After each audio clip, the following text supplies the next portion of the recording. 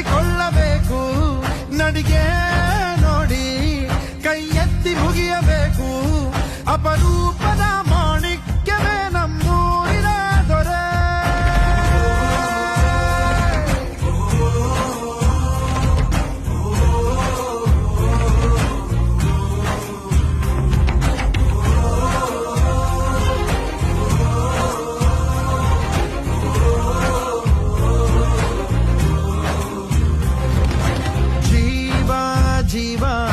ಜೀವ ನಮ್ ದೈವ ಕಣು ಇವನು, ನಮ್ಮ ಊರ ಕಣ್ಣಾಗೋ ಸರದಾರ ಕಣು ಇವನು.